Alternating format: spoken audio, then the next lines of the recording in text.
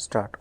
परिच्छेद सबका साथ सबका विकास पासून सुरू झालेल्या प्रवासात सबका विश्वास हे सूत्र जोडले गेले आणि त्यातून देशाने खऱ्या अर्थाने विकसित भारताकडे अतिशय झपाट्याने झेप घेणे प्रारंभ केले. गेली 10 वर्षे जो प्रचंड विश्वास या देशातील सामान्य नागरिकांनी पंतप्रधान नरेंद्र मोदी यांच्यावर दाखविला तो कमालीचा आहे. या देशात एक असा नेता आहे जो जनतेचा विकास करतानाच पर्यायाने राष्ट्र परम वैभवाकडे नेऊ शकतो हे लोकांच्या लक्षात यायला लागले आहे. निवडणुका गणित लोकांचा विश्वास अधिक बळावत गेला.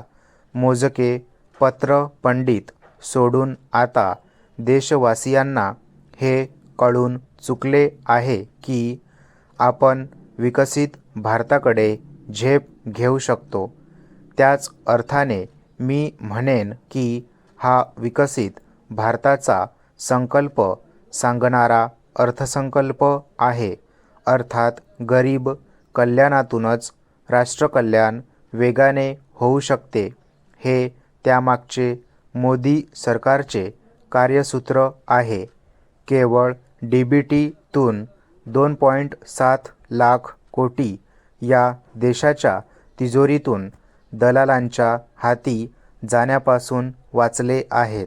त्याच पैशातून गरिबांसाठीच्या अनेक योजना मोदी सरकारला राबविता आल्या आणि 25 कोटी लोक गरिबी रेषेतून बाहेर आले.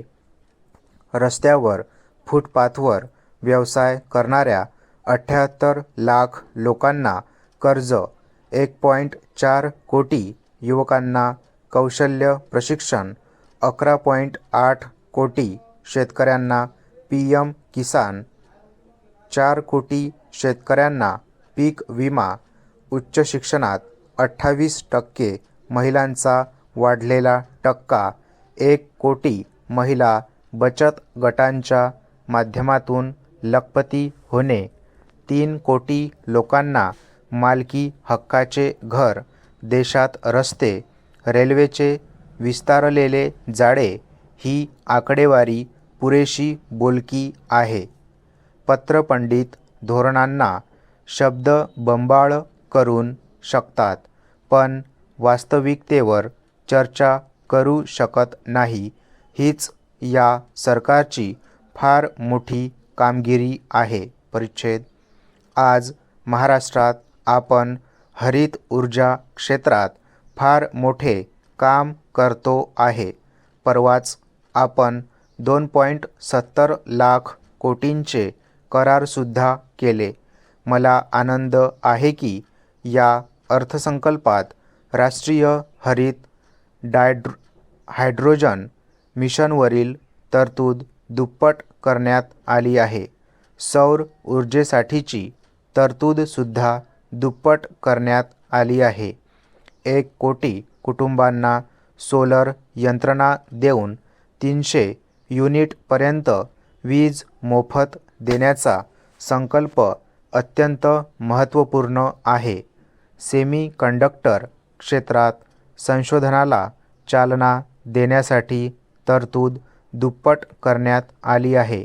या अंतरिम अर्थसंकल्पात विशेषतः महिला, शेतकरी, गरीब, युवा आणि मध्यमवर्गीय अशा सर्वच घटकांकडे विशेष लक्ष देण्याचा प्रयत्न झाला आहे.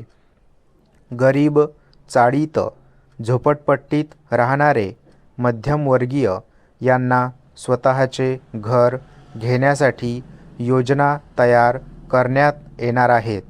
1 लाख कोटी रुपयांचा व्याजमुक्त निधी तयार करून युवांसाठी राखीव ठेवण्याचा निर्णय तर अतिशय क्रांतिकारी आहे. यातून आमचे युवा हे मोठ्या प्रमाणात उद्यमी होतील. यातून संशोधनाला आणि स्टार्टअप परिसंस्थेला मोठी चालना मिळेल. लखपती दीदी या कार्यक्रमातून 3 कोटी भगिनींना लखपती बनविण्याचा संकल्पही तयार करण्यात आला आहे.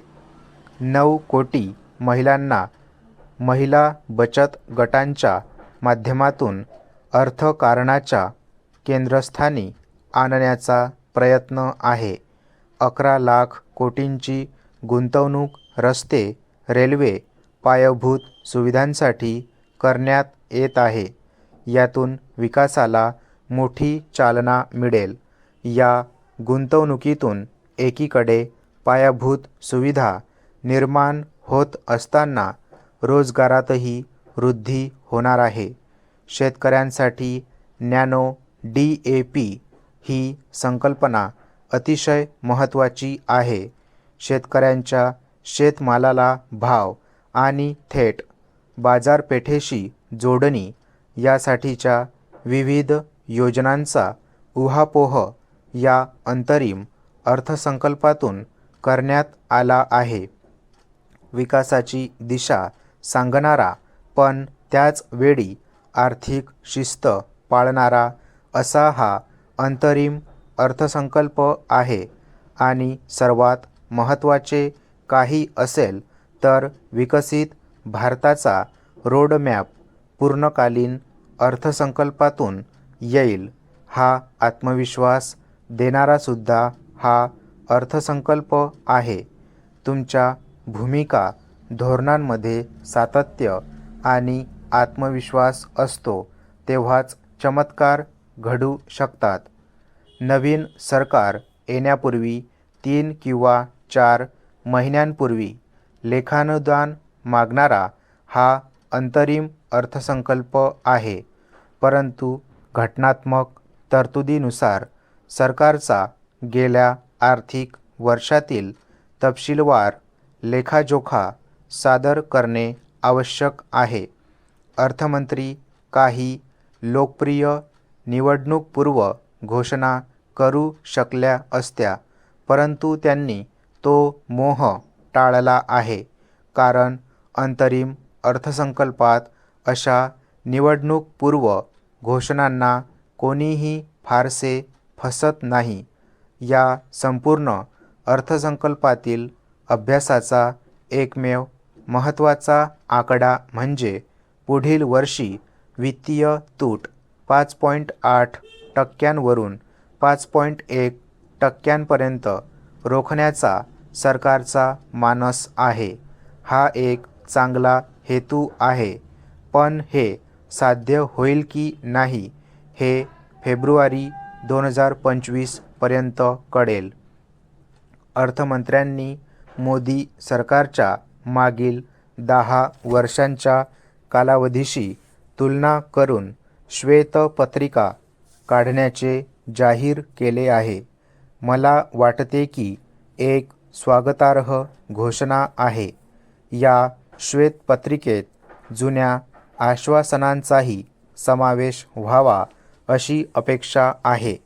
कारण शेतकऱ्यांचे उत्पन्न दुप्पट करणे, स्विस बँकेतील काळा पैसा आणून प्रत्येकाच्या खात्यात 15 लाख रुपये जमा करणे किंवा दरवर्षी 2 कोटी नवीन रोजगार निर्माण करणे यासारख्या निवडणूकपूर्वी दिलेल्या आश्वासनांचे काय झाले याचीही माहिती दिल्यास लोकांना वस्तुस्थिती समजू शकेल. सरकारने अचानक नोटबंदी करण्याच्या निर्णयाचे फायदे आणि तोटे देखील स्पष्ट केले पाहिजेत. स्टॉप.